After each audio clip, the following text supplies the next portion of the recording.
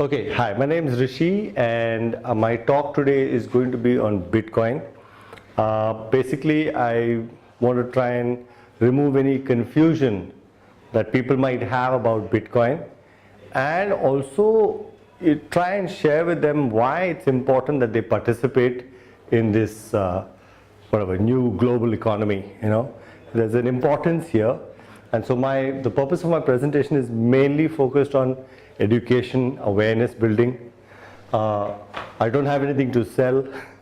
There's no post presentation pitch you some scheme and get you to invest. Not at all. It's completely knowledge sharing. I have gained a lot by understanding what this is, and my goal is to make sure you also learn what this is all about. This is a very important slide which I had to put inside. The difference between questions and opinions. And the thing is, I can answer a question, right? Yeah. I can't really do anything about an opinion.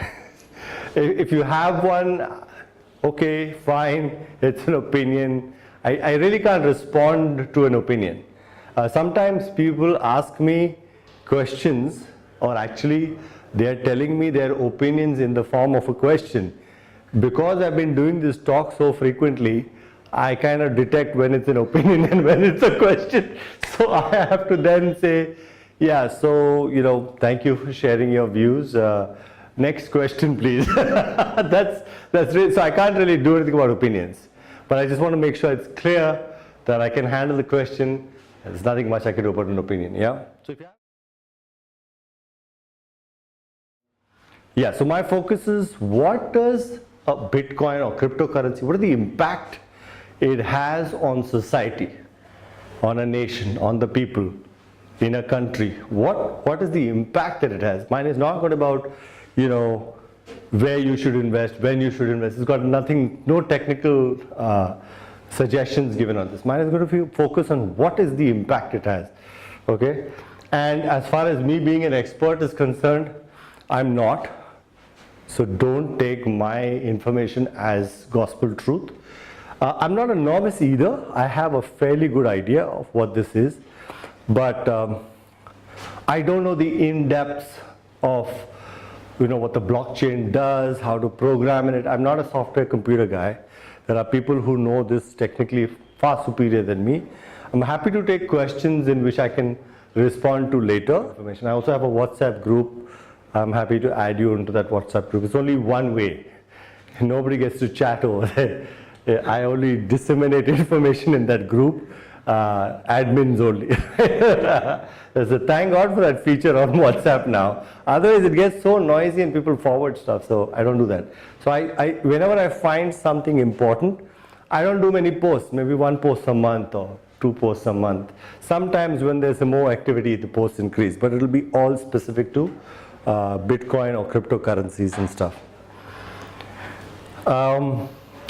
If I were to capture my entire presentation into one slide, this is that slide. Okay, I found this picture on the internet. It's kind of floating all around, and of course you can use this picture in any way you like. I thought it was very apt for using in this scenario. So you can see over here there's a guy that's on some plank of wood over here. He looks like some guy in power, maybe the prime minister of a country or president of a country, and this is Aam Aadmi Janata, standing and listening to what the guy is talking about. I mean, if you're a Modi fan and all, I'm not trying to say this is Modi.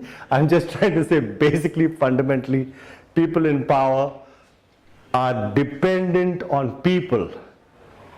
So really, as the saying says, the people don't know their true power. If everybody does what this guy does and moves off to a different direction, this guy is no longer in power. Most people think, yaar, main kya karu? I am powerless. I have no power. I am not in control. I am not in power. And he is in power. Not true. The power actually lies here. And that's why my presentation is going to be talking about, if we decide as a collective to move in a different direction, and the direction being Bitcoin or cryptocurrencies, then the people who are in power suddenly become no longer in power. Okay, so that's why I'm saying, what is the impact Bitcoin has on society? That's what my talk is going to be on. And why it is important for these people to understand why they should participate. I don't say invest. Why they should participate in Bitcoin or some cryptocurrency. Why? That is very important. Most people, they have no idea what money is, or where the value comes from. They use it on a daily basis, right? But they don't really understand it completely. Okay, so let me talk about money. Okay, what gives value to money? You know, I ask this question to people, and I get all kinds of answers, right? One of the very common answer I get is that value of money comes from gold. You know, there's a vault somewhere, and whenever they want to print money, they make sure they have enough gold reserves so that you can print that much value of money into the market. Now this fairy tale story was true up to a certain point of time. It is no longer true. Okay, if you look up Wikipedia, search for this term called fiat money. Okay, after 1971, governments of countries decided to make money based, they call it fiat money, which is based on the government, the economy of that country. Like the United States of America says, look, you know what, this US dollar, if you have it, we'll take it back and give you goods and services. So that's why it has value. That's one of the reasons why they linked the US dollar to petrol, to oil. They call it the petrodollar. So they convinced the other countries to say, accept US dollars for oil so that our currency is strong. Or buy our weapons. Everybody wants weapons, right? To knock off the other guy. So as long as you can sell goods and services that people want, then your money has value. If you have no valuable services or goods to offer, then your currency value doesn't have any value. So the value of money comes from the strength of the economy of the country. Right? Now, of course, you will notice that there is another article on Wikipedia called Hyperinflation in Zimbabwe. Okay? If you Google this, I mean, if you go to Wikipedia and type hyperinflation in Zimbabwe, you will learn that they, as a country, decided to print and print and print and keep printing money, but they are not compensating the number of goods and services in the market either. So they have printed so much money that the value has gone down of their currency now. They've hyperinflated their currency. I mean, they've got $1 billion, $100 billion notes, because a packet bread will cost $5 million, Zimbabwe dollars. Can you imagine? They printed so much. So by printing more money, वो value नहीं बढ़ता है. You don't have more money. How much of goods and services do you have to back that currency? If you keep printing, उसका value कम हो जाएगा. Make sense? So this is one, of course, rare case of a country going berserk and devaluing its money completely by printing so much of it. Okay? So you must have goods and services to back it up. So now the question comes up, India में क्या चल रहा है? How much money has India got? Does anybody know? In terms of the actual printed physical currency. Okay, that's fine. GDP. Sorry? Based on the GDP, like it is. Yeah, but do you know what the amount is?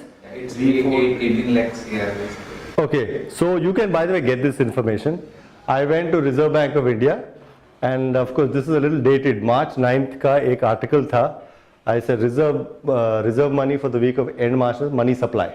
Okay, so they tell you how much money is there. And from this data, I took an Excel file and I extrapolated. Currently we have about 136 lakh crores. The money supply in India is 136 lakh crores, of which notes is around 15 lakh crores. Physical currency, this blue part. The remaining is in electronic form. NEFT, bank transfers. Okay, this much money is in circulation, which is sitting in bank computer database. It's not in physical form. That's the ratio. Most countries have this kind of a percentage. Some even lesser than 15%. Some are as low as 5%. Interesting, no? Okay. So this is the amount of money supply, and you can get this information. This is public knowledge. This is not secret data. You can go to RBI and pick up this data anytime. Okay. So this supply can increase also based on decision makers who set policies, right? So if a country goes mad and we have a bad person in power like Zimbabwe and they keep printing money, the whole country will go to the dogs. This currency will have no value. So you can't inflate it indefinitely like the way Zimbabwe did. I have a proposal. I have a proposal where the real value of money comes from. And my suggestion is, it comes from your participation. This note currently has value because when I give it to you, say I want to buy this, you say, ठीक है ये पैसा दे दो, ये product ये ले लो, मेरे से goods ले लो, या services ले लो, I will accept it. Because you know that when you accept this note and you go to him, he will also accept it and give you some other goods or services that you are wanting that he can provide. And this is going on. This unwritten rule is going on. So we accept it. Whether we accept it in physical form or do Paytm or NEFT bank transfer, whatever. We have all chosen to accept this, which is why it has value. It's like that game. While we played this game for 1 hour, these colored pieces of paper had value. I was paying for my room, so your room I would land up, I would pay you this money. I will play this game. Jail में मेरे को किसी को पैसा देने की जरूरत नहीं है. Apart from that small fine, then I can stay in jail for as long as I want, right? So this is the same thing. Only extrapolate this. Instead of 4 players, now we are playing a game of 1.3 billion players. Everybody in this country is using this Indian rupees as a, ये गांधी जी का note है ना, इसको, this we have to accept. Okay, done. Nobody has to tell us, we know this, we are all playing this rule. That's why it has value. If everybody started rejecting this, नहीं हमको नहीं चाहिए, अरे क्या नहीं चाहिए, ले ले भाई. If we all decide to say screw this note, it doesn't have any value. It's a piece of paper at the end of the day. Slightly complicated to print it, but it's a piece of paper at the end of the day. Because we have this agreement that we will all accept it. If the note tears also, we'll say that bank ko dena chahiye, he should accept it. Ah, theek hai, le leta hu. I'll give you back in return, right? And then it goes back for reprinting. वो printer serial number को reprint कर सकते हैं and all that. Now the question is, I wanted to give you the background before I come to Bitcoin. Now one of the first questions that people ask me is Bitcoin an investment? Okay, should I invest in Bitcoin? Is it an investment? My answer is no. I mean, you can still invest in it, but it's not an investment. You can invest in it and make money also on it, but it's not an investment. What is it? It is not a global currency. It has a potential for a global currency. Now when I say potential, means exactly that. It has the potential. Everybody must agree to the fact that it is a global currency, then it becomes global currency. If nobody agrees, then it doesn't have any value as a currency. It has the potential to be a store of value which currently stands out from existing currencies. Now you might just say, one thing, what are you talking about? What do you mean store of value? Raji will tell you over there, right? He said, I bought it when it was this price. Now you're telling me uska आधा भी नहीं मिल रहा है मेरे को. I have lost, see 80% I have lost if I sell it today. तो काय का store of value की बात कर रहा है? Right now it is, people have no idea why they're buying it and selling it. And so they are losing and getting into schemes and पता नहीं क्या क्या हो रहा है. Right? So the price of a Bitcoin goes up and it goes down today because nobody understands what it is. Otherwise, over time, once people begin to understand what this is, the value of this will start to increase over time. So it has the potential store of value, it has the potential to be a global currency. But it will only become a store of value and it will only become a global currency if all human beings begin to understand what it is and start using it as currency, and therefore it will start to becoming a store of value. So let's understand, my suggestion is not to invest in it, but I am saying choose to participate. I'm not saying don't buy it. Buy it. Buy it and keep it.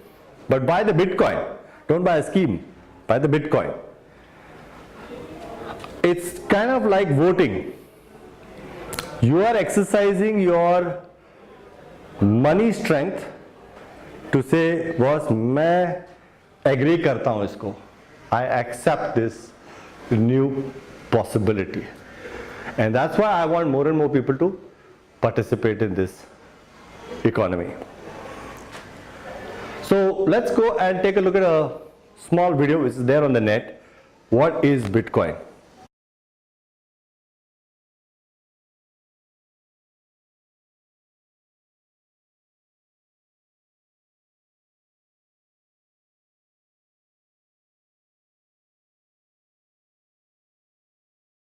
I picked up this video from the internet because I thought in about 1.5 minutes it quickly tries to give you a preview of it. You might still have questions about, shit, I didn't get that. What exactly is Bitcoin? So just hold on, I'll just clarify. Some of the common questions that come is that who created this? Open source software, but who created it? So we don't know who created it. There's a guy that calls himself Satoshi Nakamoto who came on the internet anonymously. We have no idea who he is or who she is or who they are. We don't know whether it's one or more than one person. We have no idea. But it doesn't matter. It doesn't matter if Satoshi Nakamoto is a murderer or a rapist or he is an immoral person. We don't care because he gave us the software in open source format. Now maybe you and I are not software programmers, or maybe you are a software programmer. You can review the code. People who understand computer software language, they can see what it is it does. It's like the design blueprint of the currency, right? So who is Satoshi Nakamoto doesn't matter. उसने जो दिया है, it's open source. We can see what it does and what it doesn't do, and why it is brilliant or why it is not. So people who are working on the software have understood the benefits of this software. One of the benefits is that it is decentralized and nobody is in control. In any other monetary system, money system, there's either a central bank in a country or some large corporation like Visa, Master that's controlling the flow of money, right? And this is so that, okay, we put trust and authority in this one central organization so that they don't screw us. तुम लोग संभालो अपना, ठीक है? Now, the way he designed it, he says, no, we will make sure nobody's in control.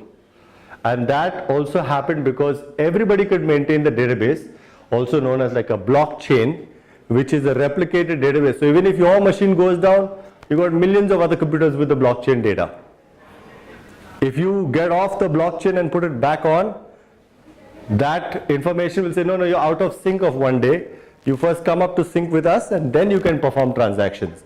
So all the transactions are done by anybody's computer that's running the Bitcoin software, maintaining this public ledger. Now to do these transactions, you need computing power. Okay, which computing power will lead to your use of a lot of electricity. It will lead to requiring a lot of IT infrastructure. And apart from just performing the transactions, we also mine the bitcoins. We have to create it. It's not all created in one shot. You have to create it in exchange for running your CPU and solving problems. In fact, today, Bitcoin mining is done in these types of data centers where they are doing Bitcoin mining. All these specialized equipment is there which creates the Bitcoin. Now, this is a very important concept to understand. So I've got a 2-minute video that says what is Bitcoin mining. So it's a short video. Let's just watch this and then I'll clarify further.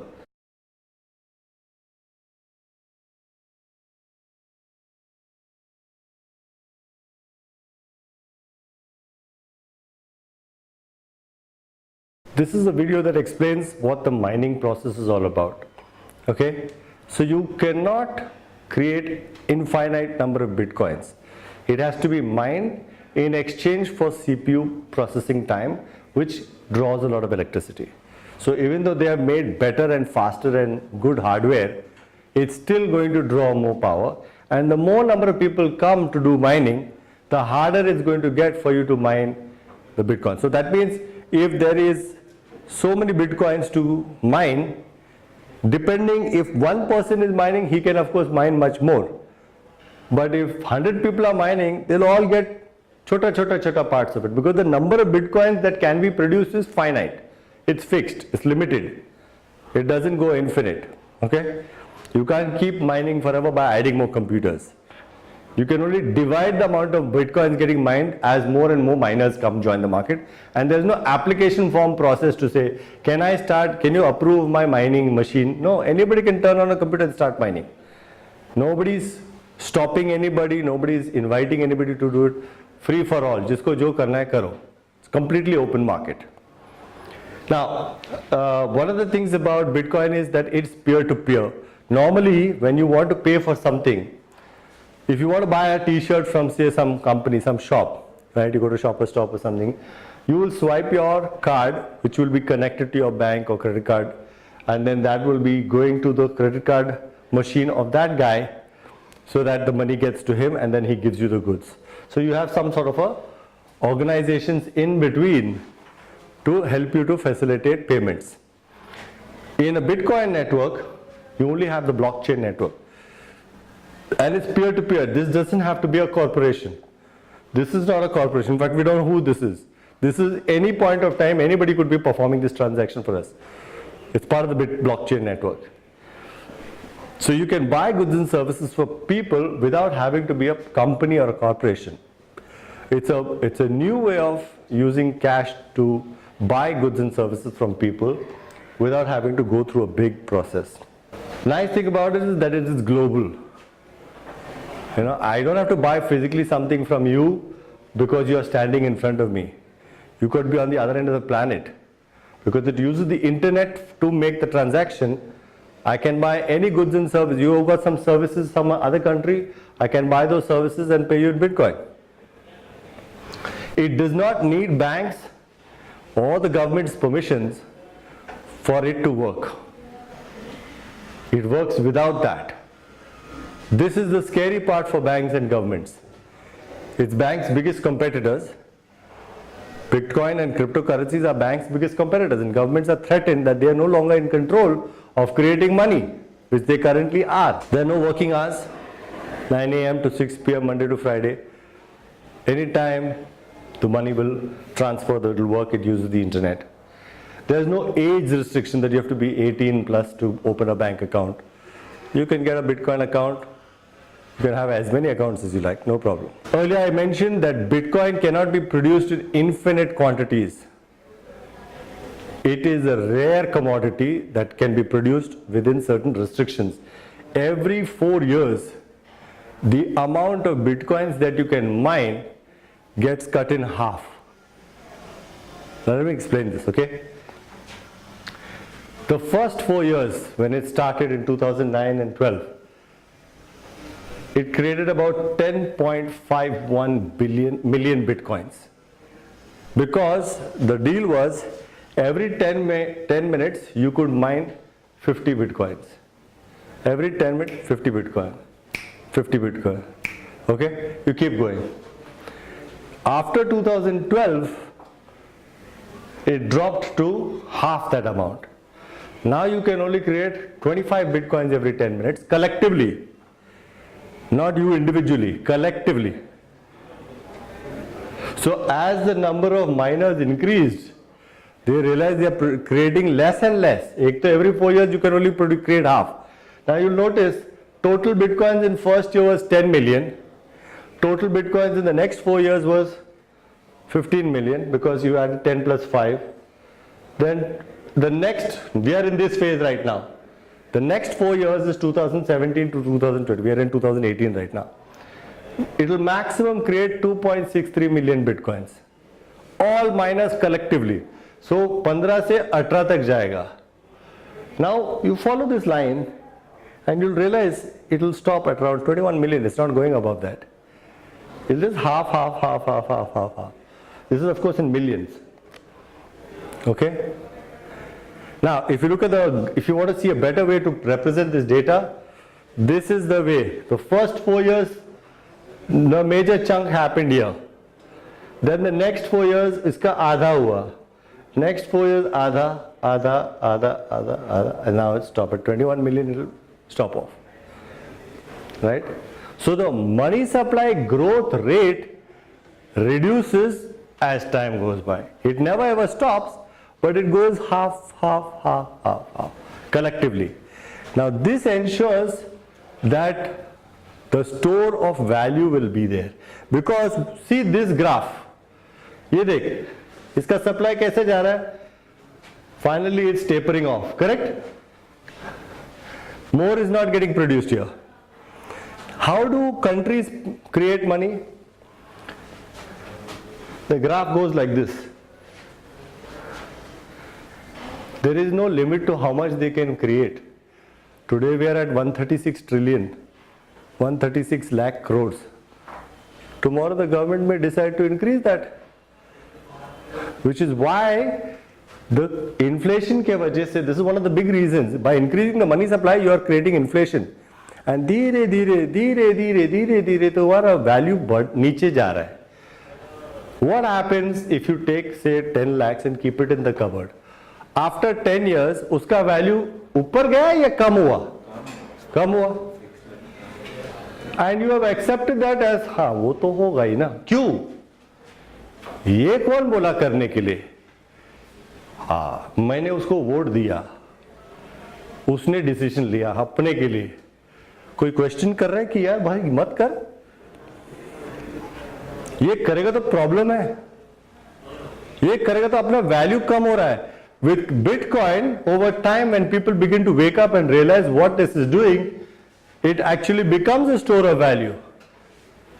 Which is why originally when Bitcoin was launched, people didn't understand what it was, they were buying it, they thought okay maybe it has some value. When more and more people began to understand, uska value बढ़ गया, uska value बढ़ गया, it goes up, then it crashes, then it stabilizes at one point, then again it will go up and crash again, stabilize at one point. But it's been consistently going up. If you look at the graph over the last so many years, 9 years, you will see it has gone up only. But what people say, abhi upar gaya, abhi niche aaya, crash kyun hua, kya hai? Understand what is going on. If more people just go and buy it and the supply is constrained, uska price upar jayega na, like any other commodity.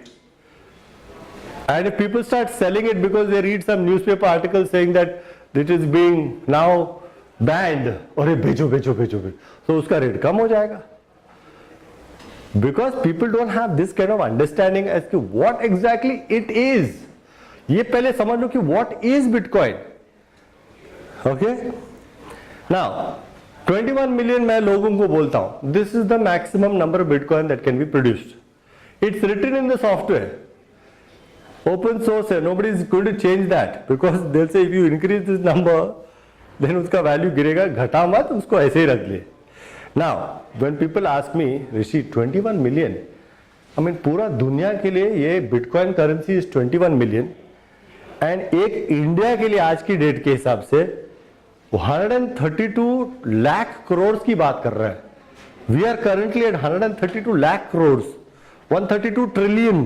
कितने zeros देखो, million तो 6 पे आता है, ये देखो और 6 आ गया. This is a massive amount of money, right? For one country, this is the amount of bitcoins for the entire world to use. So when people look at this and they say, Rishi, ये कम तो नहीं है? Isn't it less? Now, of course, it is less if you look at it from a physical currency point of view. You can take a 1 rupee and you can break it into 100 parts and call the lowest unit 1 paise. Right? This is a digital currency, भाई. इसने कहा physical coin है, notes है. It doesn't even exist in a physical form. Correct? You can have an infinite number of decimals attached to this 21 million. किसने रोका है? ये this is a very important point to understand. यहाँ पे किसी को रोका नहीं कि हम उसके कम पैसे से डील करेंगे ना. बिटकॉइन का पैसेज निकालते हैं, which they decide to call a Satoshi. So they took one Bitcoin and they broke it down into 100 million parts. Not 100 million parts. 8 decimals ले लिया उन्होंने. 8 decimals is called 1 Satoshi, meaning 0.000000001. That's called 1 Satoshi. Why Satoshi? For the lack of a better name. चल ये बनाया कौन, पता नहीं कौन है, उसका नाम सतोशी. ठीक है, we'll call this a Satoshi. अब इसका वैल्यू है बिकॉज बिटकॉइन अभी कौन खरीद रहा है यार, वो तो अपना हाथ से बहुत दूर है. Like it's gone too high, but we can buy 200 satoshis, 500 satoshis, उसका वैल्यू है. So as the limit is fixed at 21 million in the next so many years coming up, and if it becomes popular and people begin to understand what the heck this is, तो उसका value ना बहुत बढ़ेगा. This is what I'm talking about of store of value. It has a potential store of value. The potential is what? Your ability to understand and everybody's ability to understand what is money. Okay, let me pause and take some questions. And if you all don't have questions, I also have some common questions that come up which I can take. But let me pause at this point because I think you've given me a lot of information. But if you have questions, it's a great time to ask questions at this point. Yeah, who decides like every year it's only going to be half based on a software algorithm? It's predefined. So there's no chance that 2017 to 2020 nobody can do it more than 0.53 or that amount that's going to be half. There's no scope of doing that. No, it's open source. So in the algorithm it's mentioned that 2017 to 2021 only you can do that. So let's say one guy says, hey, I'm taking Bitcoin software, it's open source, and I'm creating my own version. Create. But don't call it Bitcoin, call it Bitcoin something else. And if you want to apply an algorithm that allows you to make it not half, but increase the supply, go for it, do it. जो आदमी समझ में आ रहा है कि वो increase करने से कुछ फायदा नहीं है, नहीं तो तेरा जिम्बाब्वे जैसा हो जाएगा ना सिचुएशन. समझ रहे ना? तो एवरीबडी जिसके पास दिमाग है ना, दे नो दैट वो जो नया बिटकॉइन पार्ट 2 आ जाएगा ना जिसमें लिमिट नहीं है, उसका कोई वैल्यू ही नहीं होने वाला है. लेकिन वो कौन समझ में आता है? जो समझ में आता है. The other person who doesn't understand this will go and buy it. अरे मैंने वो भी ले लिया, मैं ले लिया, किसने बोला? मेरा दोस्त ने बोला लेने के लिए. अबे समझ में क्यों नहीं लेना चाहिए यार? नहीं उसने बोला, मेरा अच्छा दोस्त है, खास दोस्त है मेरा.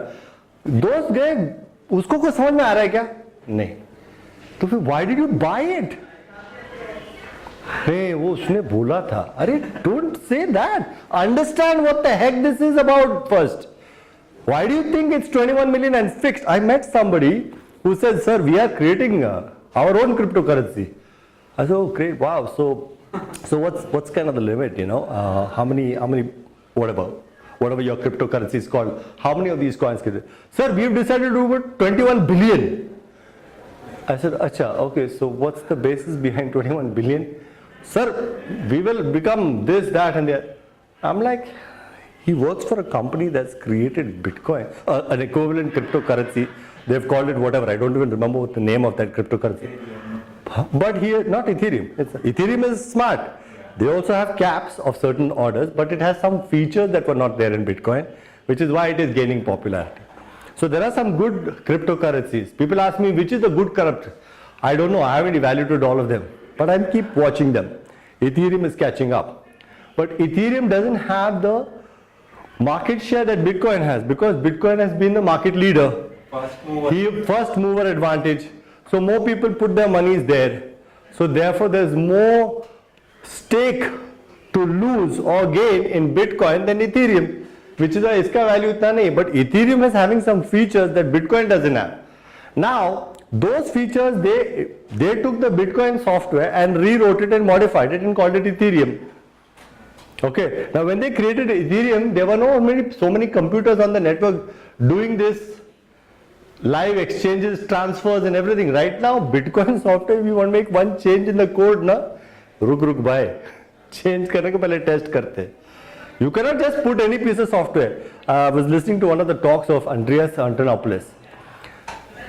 He says some of the software we've been looking at, features, there are many software developers for Bitcoin.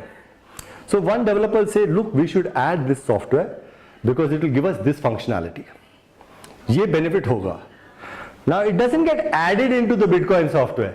It gets reviewed by the peer. Because they're all माँ बाप लोग हैं, सब लोग कोडर है. ये क्या है? नहीं, इसमें ये टाइम बॉम्ब ले यार, ये ऐसा इतना फट जाएगा, पूरा सिस्टम क्रैश हो जाएगा. ओह अच्छा, हाँ, अच्छा मैंने सोचा नहीं, हाँ पहले चेंज कर उसको, ये फीचर नहीं डाल सकता है. Andreas said a piece of software that they wanted to integrate in Bitcoin, they first started the discussion in 2012 and in 2016 it got implemented because it took that long for them to deploy it. Ethereum, when it started, it had already redesigned some features that were not there in Bitcoin, which made it more attractive. And I heard one of the features, what they're talking about in Ethereum, is it has the ability to build checks and balances. Like for example, if in Bitcoin, if I transfer the money to you for some product, some goods and services, and you don't deliver that goods and services to me, then I'm stuck and I say, hey, give me my money back. The only one who can give that money back to me is you. So this became a problem when people wanted to do large transactions, commerce transactions and stuff. Boss, I'm buying so many products from you, we better deliver. If you don't deliver, then it's a problem, right? So Ethereum built in features like you can put an escrow, another company that will keep the Ethereum. Until you don't deliver, it will not send it to you. This is a very major advantage. Correct. Now Bitcoin is integrating that feature. It's taking time for them to deploy it. This is the year they are going to deploy it. I forget the name, what it's called. But this feature is getting deployed in Bitcoin this year, although they've been working on it for the last couple of years. Who deploys this?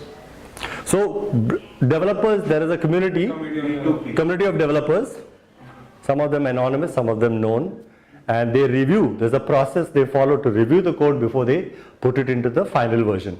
So beta version mein test environments, they are all testing. You might have written it, he'll test it, I'll test it. He did not find a bug, he didn't find a bug, but I found a bug. I'll say, wait, isme ye bug hai.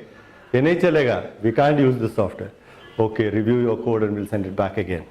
Then you fix that bug and then you come back again. Any other questions?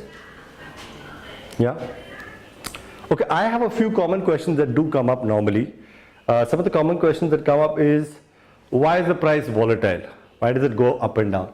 This has got nothing to do with the real value of Bitcoin. The price it goes up and where it comes down is because the number of people who buy it and sell it. So if more people are buying and the supply is constrained anyway, I told you every 4 years uska aadha ho raha hai. If more people buy, the price goes up. If more people are selling, the price goes down. And this is the cycle of any commodity, anything that has demand and supply. So there could be one more way of looking at this. Yeah. Means like when Bitcoin started in say 2009 or 2010, Yeah. this computer hardware was very expensive. Like what you say RAM, like 8 GB now it costs say so 5,000. That time 512 MB was costing 10,000. And this whatever what is required apart from RAM and processor, this graphic card was also very expensive that time. 8 years back now. It was not easily available also, and that time there was lot of heating issues and many other stuff. As maybe hardware gets cheaper. Yeah, in fact, in the case of Bitcoin, companies actually started writing custom hardware. They created custom hardware called ASIC, application specific integrated circuits. Can you imagine? The purpose of creating a chip was to address the requirement of a software. They created a hardware for a software specifically, so that come correct electricity में उनको ज़्यादा CPU power चाहिए. How to design it? So चलो engineers decided to design it. कैसे करना है? And they created ASIC. They are dedicated devices over there. It's not even a computer anymore. It's just a system. It's a mining device. It's a computer, but it's not got a keyboard and a mouse and a display for you to. It's just a box. लगा दे remotely हम लोग यहाँ से control उसको configure कर लेंगे. Because all its job is to do just one thing: mine the damn Bitcoin fast. उसको power दे दिया, उसको चालू रखो. Down हो गया, ठीक है, उसको निकाल दो, दूसरा वाला डाल दो. Plug it in the LAN cable and keep it on. So there are pools of these mining devices. So they created a hardware because of a software. Can you imagine what this Bitcoin has done in the world? जहाँ पे ये chip बनाने का कोई जरूरत ही नहीं था, अब बोला कि बनाओ. These companies have realized the value. Value because उसका value आ रहा है ना. Bitcoin बेचेगा तो इतना मरेगा, तो बनाओ मशीन ऐसा बनाओ, हम लोग खरीद के रखेंगे, माइनिंग करेंगे. We'll do the mining and we'll get the money. We'll recover the cost of the hardware. But if everybody does it again, a number of Bitcoins you can mine are only so many limits. So many people invested in the hardware, took the risk of what if all of us are in it, then is there enough Bitcoin available for all of us to sell at a decent price to recover the cost of our hardware? Some people got into the game early, they made more. Some people got into the game later, they made less. Some people got into the game later on and screwed these people because they were like, अभी हम लोग अच्छा से ऐश कर रहा था, अब वो आया अपना आधा माल वो ले रहा है अभी. It's literally like a gold mine. The maximum amount of gold is say 5 tons in here. अब एक आदमी घुसेगा उसको तो पूरा का पूरा 5 टन मिलेगा, but it will take him a long time, अकेला करना पड़ेगा. But यहाँ पे अगर 100 लोग को भेज दिया, तो सब लोग will get a portion of that 5 tons. This is a good website to check what is the current rate. Bitcointicker.co. Oh, price up down. How many people are buying it, selling it, buying it, selling it? You can see live display of purchases and selling of Bitcoins and fractions of Bitcoins. Another question that comes up is, is it legal? Is Bitcoin legal? Now, to answer this question, you need to understand something. Let's take the example of soil. Is the buying and selling of matti legal or illegal? Legal. Very good. Do you know what this is? Leaves. Leaves. Do you know which leaves these are? No? Okay, you are good boys. Okay, this is, yes, this is cannabis. So I actually didn't know because you said. So you know what this is all about. So cannabis is used to create ganja, marijuana. You know, they call it weed, right? So they use these leaves to create it. Now this is legal in some states in India. In other states, it is illegal. Punishable. Huh. You can still get it, but yeah, it is illegal. Okay. Now, Bitcoin has the attributes of a currency, that too a global currency, but it is not a currency as yet because it's not legal. But it is also a software. See, Microsoft Word is a software, right? You can buy it, you can sell it. So is Bitcoin. It's a software. Nothing stops you from buying and selling a software. Constitutionally in this country, you cannot be denied the purchase and the sale of a software. I am not purchasing and selling nuclear bombs or nuclear missiles. I am buying and selling a piece of software. So, if you are buying and selling Bitcoin as a commodity, then it is legal, which is what he does. If you use it as a currency, then it is not legal as of today. As of today. Today, future depends on us. Future depends on us. The future is in our hands, not the people in power. You see, you think the power lies in a central few people. But who elected those people? Double check. Right? Now, if only 5,000-10,000 people in India are wanting to use it as a currency, of course it will not become legal. But out of 1.3 billion, if half that population, if 600-700 million people say, let's make this legal, it's a majority decision, no? So as of today, it is legal as a commodity. He's buying and selling it like a piece of software. Completely legal. Nothing stops him from doing that legally. He is not breaking the law by buying it and selling it. Okay? Now the question comes, okay, so where to buy it? Where can I buy the Bitcoins from? I don't have these specialized 1 lakh, 2 lakh devices mining Bitcoins. I want to actually be able to buy it. There are exchanges. I am using one called Unocoin. There are many exchanges. I have been buying it from here. This is my personal experience. And there has been some recent news articles that says you cannot use your bank to transfer money to Unocoin's bank account. Okay, in fact, there are some articles there. Supreme Court's suggestion is cryptocurrency exchanges in India have now reportedly sent their plea to the Reserve Bank of India as directed in the Supreme Court's ruling last month. So they are reviewing the exchanges. Today was the hearing of this. Okay, you got the latest one? Yeah, so they asked all the participants like RBI and again like report us in the next 4 weeks. Achha, still delayed. Postponing. So they are postponing it. They can't take a call because it's non-constitutional to prevent somebody from freely buying something. Unless it's going to cause harm. Like for example, nuclear bombs. No, in fact, what they are saying is now that this Bitcoin could be misused. But what they really fear is na कि RBI. They will be out of control. INR will be out of. That's the real fear. In fact, I got a letter from Unocoin. I asked them, can I buy Bitcoin from transferring money to your bank account? After seeing this, they said yes. We would like to inform you that yes, you can deposit the money to a bank account and you can buy cryptocurrencies. So as of today, I can still buy them.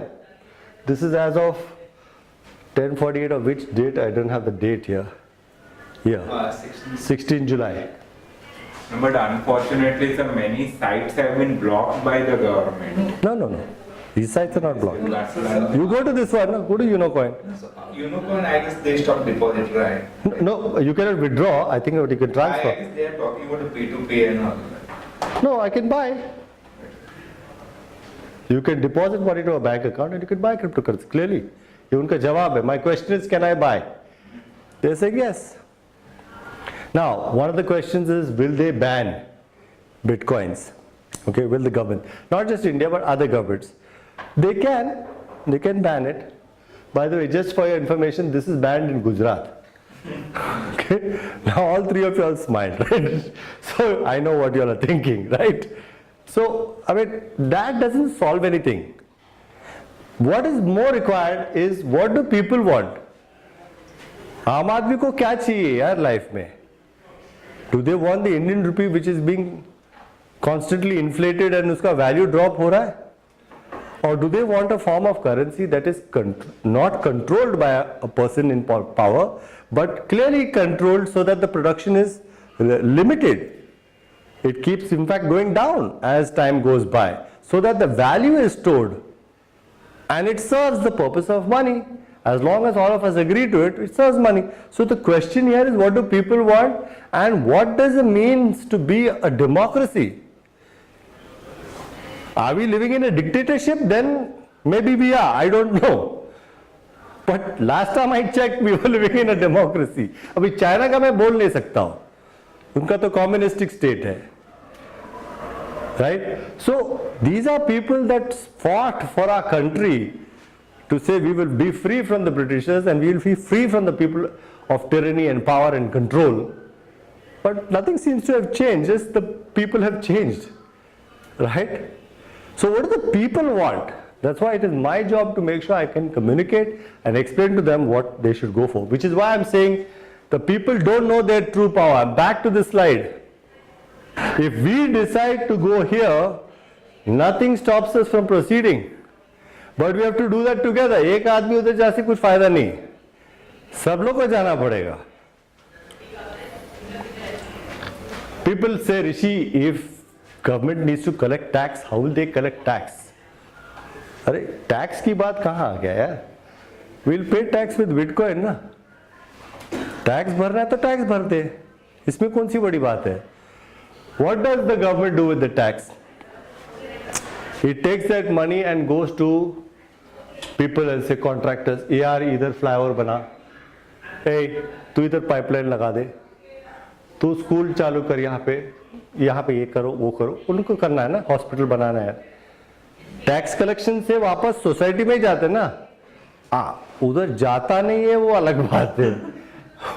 ठीक है, you pay your taxes and then how much actually went in the hospital and how much got disappeared in there is another question, right? So there's nothing like paying taxes is a problem. I'm happy to pay taxes, yeah. I pay my taxes, इसके लिए मेरे को पानी मिल रहा है ना.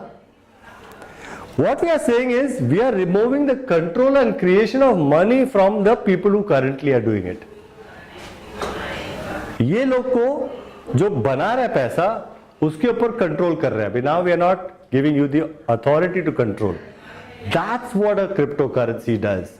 It gives the power back in the hands of the people to take the control. This is what it's all about. So in conclusion, should you buy Bitcoin?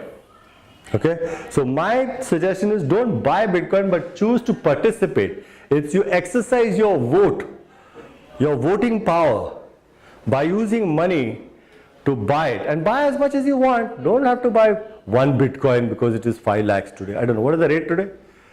4.5 lakhs today is the rate or something, right?